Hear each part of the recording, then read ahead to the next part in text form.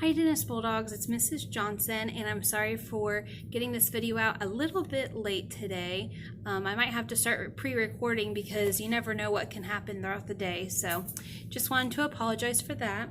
And since today is a new announcement that you would have missed for suicide awareness, I'm going to go ahead and read that for you real quick. So 4 out of 5 teens who attempt suicide have given clear warning signs. Although this was Suicide Prevention Week, suicide prevention is something that we should all be aware of all year long. This week, you should have learned more about what to do if you or someone you know is feeling suicidal. So hopefully you've had a chance to look at the resources. If not, go back to the video that I made on Tuesday and that'll tell you how to do it. You can continue to learn more at suicidepreventionhotline.org. If you are concerned for yourself or for someone you know, please tell a trusted adult, whether that's at home or just someone you know outside of your home, so that they can provide you with the support that you need. The National Suicide Prevention Lifeline is available 24/7, and the number is on the dentist page that I showed you, but I'll go ahead and repeat it just in case. It's 1-800-273-8255. You can find this information, like I said, on the Canvas page.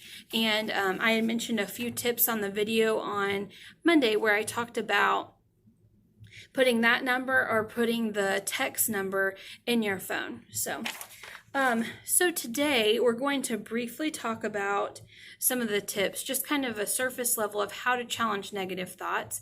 And we'll continue talking about that tomorrow probably. And then on Monday, I want to try to do something different and change the topic a little bit. And I know some of you have messaged me and asked about, is it possible for us to do a Google Meet and maybe talk about some of this stuff, some coping skills, just have a chance to kind of chat.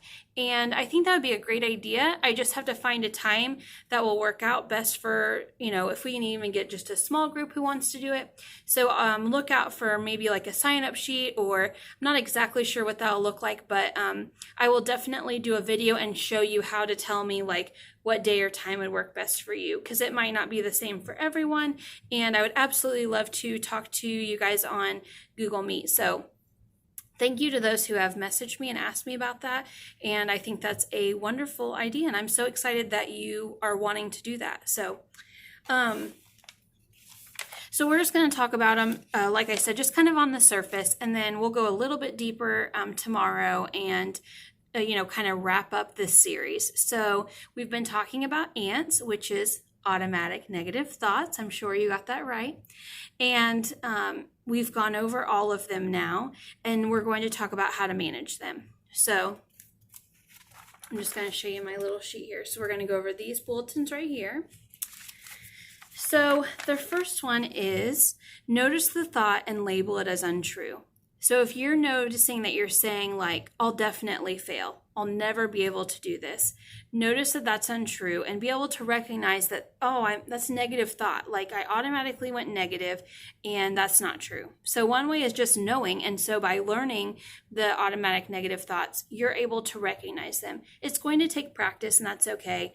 But it's just important that you continue to try to identify those thoughts and keep working at it. So challenge the truth of the thought with evidence or facts.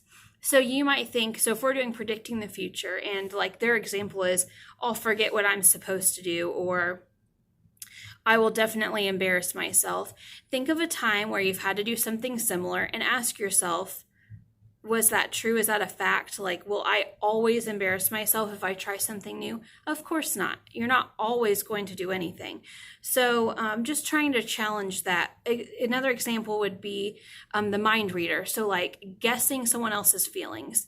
So challenging that thought. Maybe you ask them, are they mad at you? Or you might think, is there any reason why they would be mad at me? I haven't even talked to them since yesterday at school. Then you can challenge that with a fact. The next one is remember that positive emotions undo negative thinking. So sometimes if we're at home, we can't really do this at school, but if we're at home and we're getting into that negative space and we're doing one of these automatic thoughts, we can interrupt our thinking by like listening to happy music, watching something funny on YouTube, maybe watching our favorite show on Netflix, or reading your favorite book. So whenever we like force ourselves to have positive feelings, like laughing or just smiling even, it can kind of distract us and change our negative thoughts. So another one is distract yourself with something happy, which is very similar to what I just said about remember that positive emotions undo. So whenever we're doing something happy, usually we're feeling positive, right? So there's not really been a time in my life where I've had a dog in the room and I'm petting it where I felt upset. I might have in the beginning, but there's something therapeutic about petting a dog or a cat or a bunny or whatever animal you're into. So whenever you're doing something happy, maybe you love to draw, you love to ride your bike, you love to go be outside, you love to write poetry, you love to read, you love to listen to music, you love to collect rocks. There's a ton of things you might love to do, right? If you do that thing and it makes you happy, usually it'll kind of get you out of that funk. So another one is remember that negative thinking is usually untrue. So it's very rare that everything is negative and that your negative thinking is being honest with you. Our negative thoughts are usually things that, are in the back of our mind that sometimes we think about ourselves or our mind goes there automatically, right? Automatic negative thoughts. But most of the time they're untrue. And if you follow those steps and are challenging it and trying to get out of it, usually you'll be able to, and you'll realize that it wasn't true at all. So I hope that those are helpful. And like I said, tomorrow we'll go in a little bit deeper.